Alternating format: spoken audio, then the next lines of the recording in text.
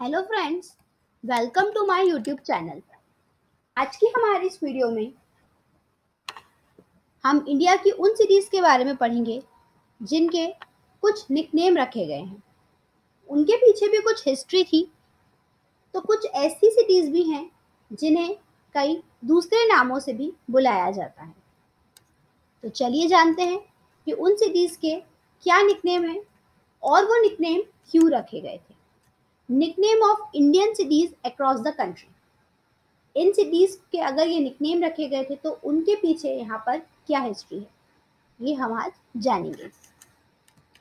सबसे पहले बात करते हैं पिंक सिटी। तो जयपुर को पिंक सिटी कहा जाता है। अब जयपुर को पिंक सिटी क्यों कहा जाता है, तो इसके पीछे का रीज़न ये है, in this gorgeous city of in this gorgeous city of Rajasthan, every building of historical importance is in terracotta pink. Pink was the queen favourite colour. यहाँ की जो क्वीन थी उनका फेवरेट कलर था यहाँ पर पिंक। इसके बाद से यहाँ पर जो हॉल या जो बिल्डिंग्स महाराजा द्वारा बनवाई गई वो सभी पिंक कलर की थी। यहाँ पर ऐसा कानून बनाया गया है कि जो भी गवर्नमेंट स्ट्रक्चर है उन्हें पिंक कलर से ही पेंट किया जाएगा, इसलिए जयपुर को पिंक सिटी कहा जाता है। नेक्स्ट अगर हम बात करें जोधपुर की, तो जोधपुर को ब्लू सिटी और सन सिटी कहा जाता है। In the oldest parts of Jodhpur Rajasthan all the houses are painted blue. पहले यहाँ पर जितने भी हाउसेस हुआ करते थे वो सभी ब्लू कलर से पेंटेड थे। ऐसा माना जाता था कि जो ब्लू कलर से पेंट अगर करेंगे तो यहाँ पर जो मॉस्किटोज हैं वो यहाँ से दूर रहेंगे, सिटी वार्म एंड कोजी रहेगी। तो इसलिए यहाँ पर ज़्यादा से ज़्यादा हाउसेस जो होते थे वो ब्लू कलर से पेंट किए जाते थे। इस सिटी को सन सिटी भी कहा जाता है, as the sun shines vibrantly throughout the year without parity of season. इसलिए इसे सन सिटी कहा जाता है क्योंकि यहाँ पर कोई भी सीजन हो पर यहाँ पर सूरज की रोशनी हमेशा बनी रहती है, इसलिए इसे सन सिटी भी कहा जाता है।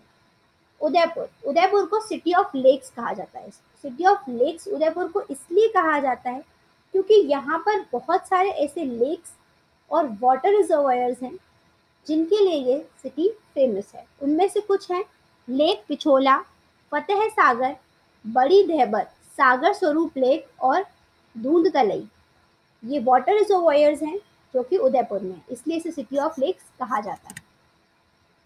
नेक्स्ट है भोपाल। भोपाल को भी सिटी ऑफ लेक्स कहा जाता है।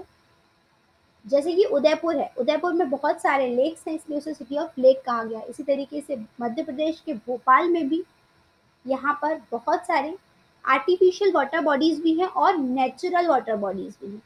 उसमें से भोजताल लेक, अपर लेक, लोअर लेक एक है। यहाँ बहुत सारे गार्डन्स एंड लेक हैं, इसलिए इसे सिटी ऑफ लेक्स कहा गया है। इसके बाद बात करते हैं हम अहमदाबाद की। अहमदाबाद को Manchester of India, Boston of India और India's first world heritage city कहा गया है। सबसे पहली सिटी है ये इंडिया की जो कि वर्ल्ड हेरिटेज साइट में शामिल की गई थी, तो इसलिए इसे India's first world heritage city कहा गया है। मैनचेस्टर ऑफ इंडिया और बोस्टन ऑफ इंडिया इसे कहा गया। ये साबरमती नदी के तट पर स्थित है अहमदाबाद। ये एक इंडस्ट्रियलाइजेशन एरिया है। यहाँ पर कई इंडस्ट्रीज भी हैं, फार्मेक्चुअल कंपनीज भी हैं, जैसे कि Zydus, Cadila, Torrent, Adani group, Nirma detergent and many other IT companies. इसलिए इसे मैनचेस्टर ऑफ इंडिया और बोस्टन ऑफ इंडिया कहा गया। पहली वर्ल्ड हेरिटेज साइट थी, इसलिए इसे फर्स्ट सिटी जिसे कि वर्ल्ड हेरिटेज साइट में शामिल किया गया था वो भी इसे कहा गया। नेक्स्ट अगर हम बात करें तो डायमंड सिटी ऑफ इंडिया किसे कहा गया है, तो सूरत को डायमंड सिटी ऑफ इंडिया कहा गया है। इसलिए कहा गया है क्योंकि Surat handles 90% of the world diamond cutting. विश्व पूरे भारत की बात हम नहीं कर रहे हैं यहाँ पर हम वर्ल्ड की बात कर रहे हैं। भारत का तो सूरत से आता ही है डायमंड, लेकिन यहाँ पर पूरे वर्ल्ड का जो 90% डायमंड है, diamond cutting, polishing and textile industry जो कि डायमंड की है, वो सूरत में है। 90% विश्व की डायमंड कटिंग, पॉलिशिंग और टेक्सटाइल इंडस्ट्री जो है वो सूरत में है, इसलिए इसे डायमंड सिटी ऑफ इंडिया कहा गया है। City of nawab, city of nawab कहा गया है लखनऊ को। In the 18th century, Awadh, as it was called then, was ruled by the nawab. उस टाइम पर यहाँ पर नवाबों का शासन था, उस टाइम पर लखनऊ को अवध कहा गया। The glorious days of Lucknow are not just a page in history, it reflects in their तहजीब and living, music, literature, poetry, drama, food. तो इन सभी चीज़ों की जो स्टाइल है, वहाँ की पोइट्री, वहाँ का लिटरेचर, वहाँ का म्यूजिक, वहाँ का फूड, ये सभी नवाबी स्टाइल का है, इसलिए इसे सिटी ऑफ नवाब कहा गया है। नेक्स्ट अगर हम बात करें लैंड ऑफ लीचीज, स्वीट सिटी, तो लैंड ऑफ लीचीज किसे कहा गया? मुजफ्फरपुर को कहा गया है। ये काफ़ी गर्म जगह है, इसका टेम्परेचर बहुत ही ज़्यादा बड़ा रहता है। ये बिहार की एक सिटी है मुजफ्फरपुर, जो कि लीचीज के लिए फेमस है। यहाँ के क्लाइमेट के कारण यहाँ पर लीचीज का उत्पादन बहुत ही ज़्यादा होता है। विटामिन रिच फ्रूट्स जो हैं यहाँ मुजफ्फरपुर में पाए जाते हैं और उसे पूरे विश्व में यहाँ से एक्सपोर्ट किया जाता है, तो इसलिए इसे लैंड ऑफ लीचीज कहा गया है। लेदर सिटी ऑफ वर्ल्ड, विश्व की लेदर सिटी किसे कहा गया है? यहाँ पर वर्ल्ड की बात हो रही है कि लेदर सिटी ऑफ वर्ल्ड किसे कहा जाता है, तो वो कानपुर को कहा जाता है। कानपुर लेदर का सबसे बड़ा उत्पादक राज्य है, सबसे बड़ी सिटी है इंडिया की, लार्जेस्ट मैन्युफैक्चर भी है और लार्जेस्ट एक्सपोर्टर भी है ये लेदर का। उत्तर प्रदेश राज्य में कानपुर आता है। It earns enormous revenue for our economy and has cheap labours. ये लेदर उत्पादन के लिए हमारी इकोनॉमी का एक बहुत बड़ा हिस्सा भी है। इसके बाद city of seven island, gateway of India, financial capital of India. Gateway of India, financial capital of India, Mumbai को कहा गया। और सिटी ऑफ सेवन आइलैंड यानी कि 7 टापुओं का शहर, ये भी मुंबई को कहा गया है। फाइनेंशियल कैपिटल ऑफ इंडिया इसे इसलिए कहा गया है क्योंकि ये दिल्ली से बहुत ही ज़्यादा क्लोज है और हाईएस्ट जीडीपी 368 बिलियन ये अर्न करता है। यहाँ पे आप देख सकते हैं बहुत सारे पोर्ट बनाए गए हैं। The Mumbai port has been welcoming since the visit of king George V and queen Mary. जो मुंबई का पोर्ट है वो बनाया गया था जॉर्ज वी, किंग और क्वीन मैरी के आने पर। इसके बाद यहाँ पर गेटवे ऑफ इंडिया की स्थापना की गई थी और यहाँ पर 7 आइलैंड्स भी हैं, इसलिए इसे 7 टापुओं का शहर कहा जाता है। तो ये कौन कौन से 7 आइलैंड्स हैं? The isle of Bombay, Colaba, old women island, Mahim, Mazagaon, Parel and Worli. ये 7 आइलैंड्स हैं, इसलिए मुंबई को 7 टापुओं का शहर कहा जाता है। नेक्स्ट अगर हम बात करें डेक्कन क्वीन, तो डेक्कन क्वीन पूना को कहा गया है। पूना कैपिटल है महाराष्ट्र की। इसका जो क्लाइमेट है वो डेक्कन प्लेट्यू से मैच होता है और इसे डेक्कन क्वीन इसलिए भी कहा गया है क्योंकि यहाँ पर एक फेमस ट्रेन चलती है पुणे से मुंबई के बीच जिसका नाम है डेक्कन क्वीन, तो इसलिए पूना को डेक्कन क्वीन निकनेम दिया गया है। Orange city, orange city Nagpur को कहा जाता है। नागपुर फेमस है संतरों के लिए, ऑरेंजेस के लिए। महाराष्ट्र में है नागपुर और ये हाईएस्ट प्रोड्यूसर है ऑरेंजेस का, यानी कि संतरों का सबसे बड़ा उत्पादक सिटी जो है वो नागपुर है। इसके बाद है बनाना सिटी। बनाना सिटी कहा गया है जलगांव को। The banana Republic of Jalgaon is the 7th largest producer of banana in the world, यानी कि विश्व का 7वां सबसे बड़ा उत्पादक राज्य बनाना का जलगांव है। यहाँ का ड्रिप इरिगेशन और टिश्यू कल्चर टेक्निक जो है वो यहाँ पर बनाना के उत्पादन में बहुत ही ज़्यादा हेल्प करती है और इस वजह से यहाँ पर इसका बहुत ही ज़्यादा प्रोडक्शन होता है, इसलिए इसे बनाना सिटी कहा गया है। कॉटन सिटी, कॉटन सिटी किसे कहा गया है? तो यावतमल को कहा गया है। दिस ओल्ड महाराष्ट्रियन सिटी, एक महाराष्ट्रियन सिटी है जहाँ पर कॉटन का बहुत ही ज़्यादा उत्पादन होता है। Raymond's, a renowned clothing retailer, has set up factories to further the brand association with the textile. यहाँ पर आपने एक ब्रांड का नाम सुना होगा, रेमंड्स। उसकी यहाँ पर फैक्ट्री सेटअप की गई है। उसके बाद यहाँ पर कॉटन का उत्पादन बहुत ही ज़्यादा शुरू किया गया, तो इसलिए इसे कॉटन सिटी कहा गया। वाइन कैपिटल ऑफ इंडिया, तो नासिक को वाइन कैपिटल ऑफ इंडिया कहा जाता है क्योंकि यहाँ पर ग्रैप कल्टीवेशन बहुत ही ज़्यादा किया जाता है। यहाँ के क्लाइमेट को देखते हुए यहाँ पर ग्रैप कल्टीवेशन होता है, जिससे यहाँ पर वाइनरीज बनाने में हेल्प होती है, तो इसलिए इसे वाइन कैपिटल ऑफ इंडिया कहा गया है। Space city, science city, garden city of India, silicon valley of India, ये किसे कहा गया है? तो ये बेंगलोर को कहा गया है। बेंगलोर को स्पेस सिटी इसलिए कहा गया है क्योंकि यहाँ पर बहुत सारे स्पेस सेंटर्स के हेडक्वार्टर्स भी हैं। साइंस सिटी भी इसे कहा गया है, गार्डन सिटी भी कहा गया है और सिलिकॉन वैली भी कहा गया है क्योंकि ये आईटी हब है। Bangalore is the hotspot for IT companies, यहाँ पर बहुत सारी आईटी कंपनीज भी हैं।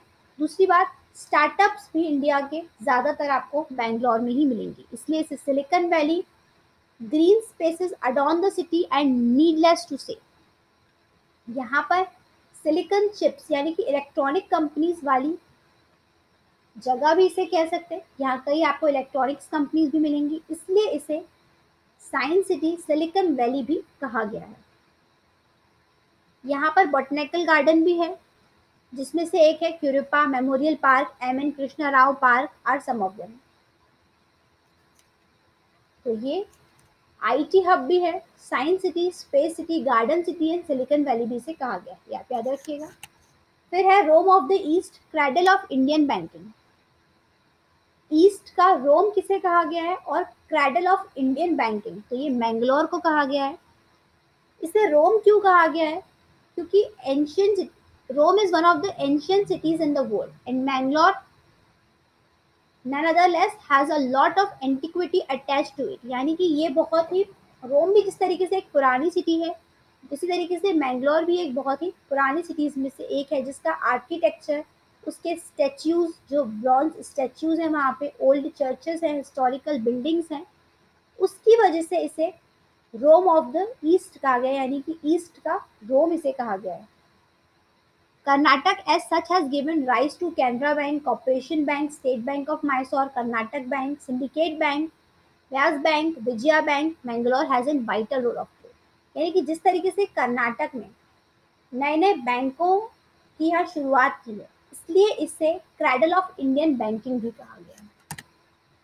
इसके बाद स्कॉटलैंड ऑफ इंडिया, इंडिया का स्कॉटलैंड किसे कहा गया है? तो कूर्ग को कहा गया है। In the days of your coffee plantation in Coorg saw Scottish hand. It was them who called Coorg as the Scotland of India. यानी कि पुराने समय में जो यहाँ पर स्कॉटिश लोग रहते थे, उनके द्वारा यहाँ पर कॉफ़ी का बहुत ही ज़्यादा प्रोडक्शन किया गया, इसलिए उनके बाद इसको स्कॉटलैंड ऑफ इंडिया नाम दे दिया गया, क्योंकि स्कॉटलैंड में भी वहाँ पर कॉफ़ी प्लांटेशन बहुत ही ज़्यादा होता है, क्योंकि उसका क्लाइमेट उस हिसाब का है जहाँ पर कॉफ़ी प्लांटेशन हो सके, तो इसलिए इसे स्कॉटलैंड ऑफ इंडिया कहा गया है। उसके बाद सैंडलवुड सिटी, सैंडलवुड सिटी कहा गया है मैसूर को। मैसूर को सैंडलवुड सिटी इसलिए कहा गया है क्योंकि यहाँ पर सिल्क, सैंडलवुड यानी कि चंदन की लकड़ियाँ, teak wood, rose wood, handicrafts, ये सभी कुछ यहाँ मैसूर में बहुत ही ज़्यादा फेमस है। और यहाँ पर जो इंडस्ट्रीज़ हैं वो भी वुड से रिलेटेड बहुत ही ज़्यादा है, यानी लकड़ियों की बहुत सी इंडस्ट्रीज़ भी है यहाँ पर, और यहाँ लकड़ियों का तरह तरह की लकड़ियाँ भी आपको देखने के लिए मिल सकती हैं, जैसे कि सैंडलवुड है, टीक है, रोज वुड है, और उनसे यहाँ पर हैंडीक्राफ्ट तैयार किए जाते हैं, इसलिए इसको सैंडलवुड सिटी कहा गया। City of palaces, the city of Joy, city of palaces और सिटी ऑफ जॉय कहा गया है कोलकाता को। इसलिए कहा गया है क्योंकि यहाँ पर Victoria Memorial, Fort William, Marble Palace है, धानी क्यूरिया as some of the palace city and hence the name, मतलब यहाँ पर बहुत ही ज़्यादा पैलेस हैं, इसलिए इसे सिटी ऑफ पैलेस भी कहा गया और सिटी ऑफ जॉय कहा गया है, क्योंकि ये हर फेस्टिवल को अपने ही तरीके से या कोलकाता में इंजॉय किया जाता है। लैंड ऑफ ब्लैक डायमंड, यानी कि काले डायमंड की जगह किसे कहा गया है? तो एसिनल, एसेंसोल, एसेंसोल को लैंड ऑफ ब्लैक डायमंड कहा गया है। एसेंसोल वेस्ट बंगाल में है, जो कि कोयले के उत्पादन के लिए बहुत ही ज़्यादा फेमस जगह है। यहाँ पर कोयले का बहुत ही ज़्यादा उत्पादन हो रहा है, बहुत ही पुराने समय से यहाँ पर कोल माइनिंग भी स्थापित की गई है, तो इसीलिए इसे लैंड ऑफ ब्लैक डायमंड कहा जाता है। The city of destiny, Goa of the east, city of destiny और ईस्ट का गोवा किसे कहा गया है? तो विशाखापट्टनम को कहा गया है। Named after Visakha, the Hindu god of valour, Visakhapatnam is bounded by eastern Ghat and bay of Bengal. इस विशाखापट्टनम को विशाखापट्टनम नाम इसलिए दिया गया है क्योंकि यहाँ पर हिंदुओं के एक गॉड माने जाते थे उस समय, जिनका नाम था विशाखा। तो विशाखापट्टनम इन्हें इस जगह को इसलिए नाम दिया गया है। ये ईस्टर्न घाट और बे ऑफ बंगाल से घिरी हुई है। यहाँ पर लैंडस्केपिंग व्यू जो है वो बहुत ही ज़्यादा अच्छा है, इसलिए इसे सिटी ऑफ डेस्टिनी कहा गया है। जिस तरीके से वेस्ट में गोवा है, उसी तरीके से इसको ईस्ट का गोवा कहा गया है। यहाँ पर बहुत सारे बीचेस भी हैं और आर्ट यहाँ का बहुत ज़्यादा अच्छा है, इसलिए इसे Goa of the east in the city of destiny कहा गया है। City of pearl, hitech city, city of pearl और हाईटेक सिटी हैदराबाद को कहा गया है। इसे सिटी ऑफ पर्ल इसलिए कहा गया है क्योंकि मोती, मोती की सीपें यहाँ पर बहुत ही ज़्यादा फेमस हैं और यहाँ पर मोती का भी उत्पादन बहुत ज़्यादा होता है, इसलिए इसे सिटी ऑफ पर्ल कहा गया है। हाईटेक सिटी भी इसे कहा गया है। क्वीन ऑफ अरेबियन सी, अब अरेबियन सी की क्वीन किसे कहा गया है? तो कोची को कहा गया है। Kochi was a pioneer in spices since the 14th century. 14th century से जो कोची है वो स्पाइसेस यानी कि मसालों के लिए बहुत ही ज़्यादा फेमस जगह रही है। ये अरेबियन सी के नियरेस्ट है, इसलिए इसे क्वीन ऑफ अरेबियन सी कहा गया है, जहाँ से बहुत सारे स्पाइसेस मिल सकते हैं, तो इसे क्वीन ऑफ अरेबियन सी कहा गया है। लेकिन यहाँ पर सिटी ऑफ स्पाइसेस भी किसी को कहा गया है, तो सिटी ऑफ स्पाइसेस किसे कहा गया है? तो कैलीकट को कहा गया है। यहाँ पर pepper, cardamom, clove, cinnamon, ginger, turmeric, tamarind, nutmeg, इसी तरह के कई मसाले और कई प्रकार के मसाले, कई प्रकार के स्पाइसेस यहाँ पर मिलते हैं, तो इसलिए इसे सिटी ऑफ स्पाइसेस कहा गया, यानी कि कैलीकट में मोस्ट ऑफ दी स्पाइसेस का यहाँ पर प्रोडक्शन किया जाता है। Gold capital of India, gold capital of India किसे कहा गया है? तो थ्रेसर को कहा गया है। 30% of all the gold jewellery in India is in thresher. India का 30% गोल्ड ज्वेलरी का जो पार्ट है वो यहीं पे पाया जाता है। Gold is a massive source of revenue for the state of Kerala, almost 700 crore rupee in earning, यानी केरला का सबसे ज़्यादा रेवेन्यू जनरेट करने का पार्ट यहाँ पर गोल्ड ही है, क्योंकि 30% इंडिया का गोल्ड यहीं पर पाया जाता है और ऑलमोस्ट 700 करोड़ रुपए की अर्निंग केरला को इससे होती है। Young local entrepreneurs have provided a livelihood for the artisan community, all thanks to opportunities the golden rupees.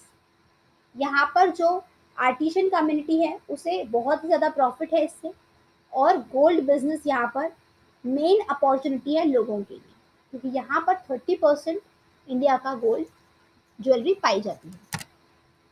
Cashew capital of the world, यानी कि काजू की सिटी किसे कहा गया? Cashew capital of the world, तो कोलम को कहा गया है। There are more than 600 cashew farms in the column producing tons of cashew every year. यहाँ पर 600 से भी ज़्यादा कैशियो फर्म्स हैं, यानी कि काजू की फर्म्स हैं यहाँ पर, और टर्न्स ऑफ कैशियो हर साल यहाँ पर प्रोड्यूस किया जाता है। तो यहाँ पर जो काजू का उत्पादन है वो सबसे ज़्यादा है, इसीलिए इसे cashew capital of the world कहा गया है।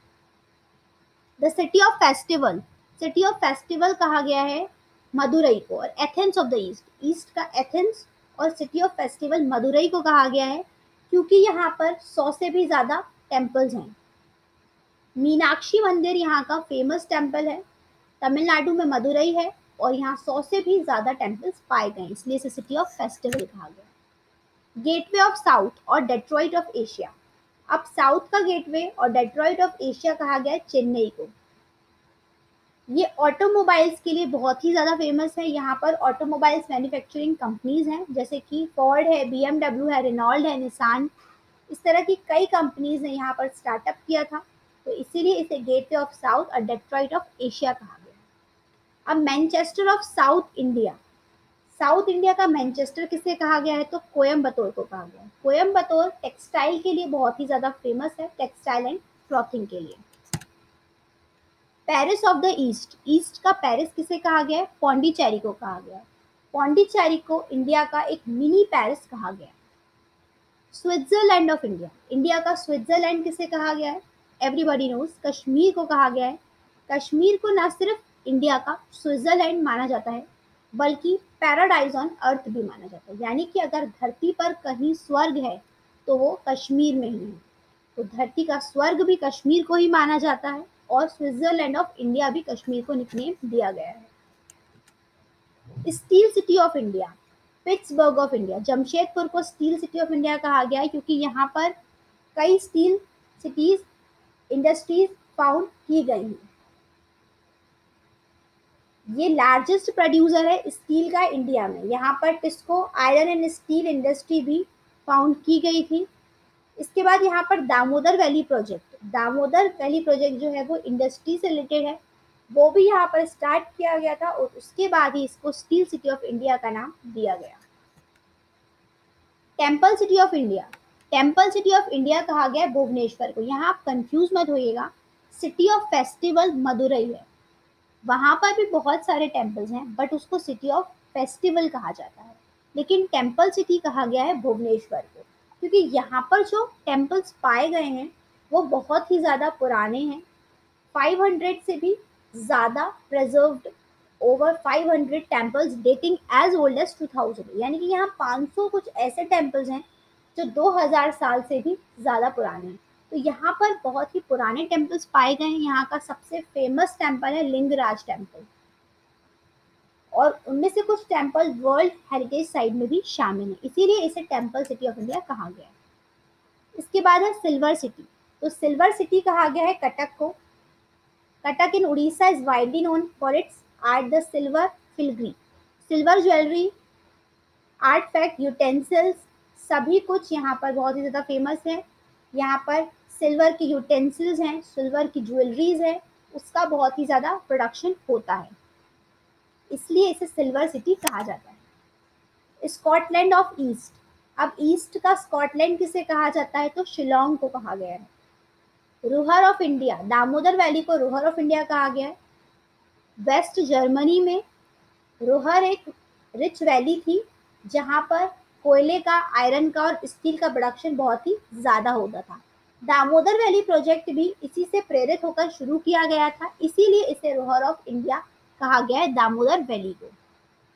ट्विन सिटी, यानी कि ट्विंस सिटी, जुड़वा सिटी किसे कहा गया है, सिकंदराबाद और Hyderabad.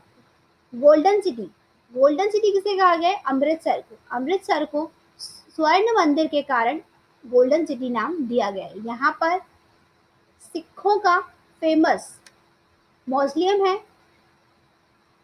Golden temple, what was just a dug up well birthed a whole civilization around it and was gloried as the dominant. इसे हरमंदिर साहिब कहा जाता है। After this miraculous temple Amritsar was nicknamed, यानी इस टेम्पल के बनने के बाद ही अमृतसर को गोल्डन सिटी नाम दिया गया था। तो ये थे निकनेम्स इंडियन सिटीज़ के, जिन्हें किसी ना किसी कारण से कुछ ना कुछ निकनेम दिया गया है। तो ये आप याद रखिएगा, ये बहुत ही ज़्यादा इंपॉर्टेंट है। आज की वीडियो में बस इतना ही। अगर आपको हमारी वीडियो पसंद आई हो तो इसे लाइक करिए, इसे शेयर कीजिए और हमारे चैनल को सब्सक्राइब करिए, ताकि आपको हमारी वीडियोस की सभी लेटेस्ट अपडेट्स मिलती रहें।